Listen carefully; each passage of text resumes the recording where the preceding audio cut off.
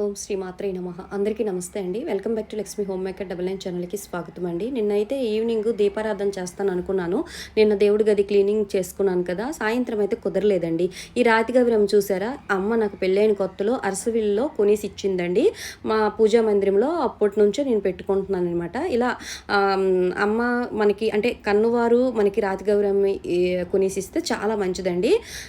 అప్పట్లో నాకు ఇచ్చింది. అదే నేను కంటిన్యూ చేస్తాను. మా సైడ్ ఎక్కువగా కంపల్సరీగా పూజా మందిరంలో ఈ రాతి గౌరమ్మ అయితే ఉంటుందండి అందరి ఇంట్లో. ఇది గౌరీ స్వరూపంగా మేము భావిస్తామండి. ఆ తర్వాత ఈ చెక్క చూపిస్తున్నాను కదండి, ఇది గంధపు చెక్క. మనకి పుష్ప 2లో శకావత్తు డూప్లికేట్ గంధపు చెక్కలు పడతాడు కదండి, ఆ టైప్ అండి అది.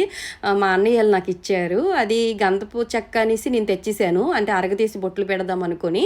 అది కాదండి, అది అరగదీస్తుంటే గంధపు చెక్క వాసన రావట్లేదు, చెక్క వాసన వస్తుంది. సరే అనుకొని గంధపు చెక్కే కదా, ఏదైతే ఏంటి డూప్లికేట్ అయితే ఏంటి అనుకొని నేను పూజా మందిరంలో పెట్టుకొని రాతి గౌరమ్మ చిన్న చిన్న విగ్రహాలు అయితే పెట్టుకుంటున్నానండి.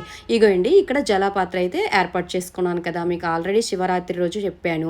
ఇది సోమవారం అయితే 24 గంటలు లింగం మీద నీళ్ళు పడినట్టుగా ఏర్పాటు చేసుకుంటున్నానండి. మామూలు టైం అప్పుడైతే ఒక 2 అవర్స్ 3 అవర్స్ ఇలా పడినట్టుగా ఇలా ఏర్పాటు చేసుకుంటున్నాను, అంటే వాటర్ అనమాట. ఓకేనా.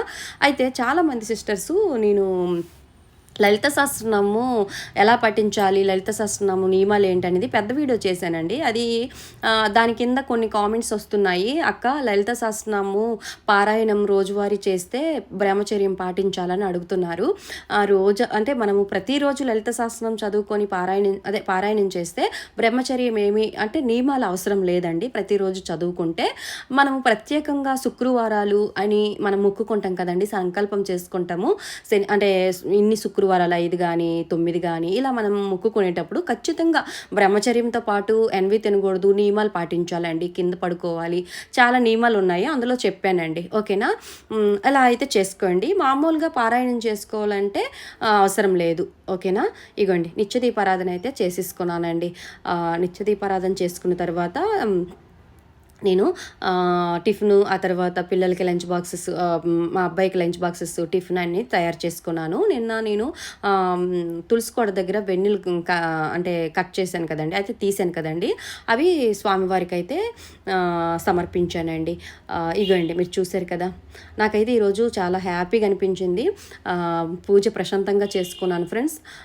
అలాగే ఈరోజు గురువారం కదా, స్వామివారికి అంటే బాబాకి సెలవులు అయితే నైవేద్యంగా పెట్టాను ఫ్రెండ్స్. సర్వేజన సుఖనో భవంతు. Video like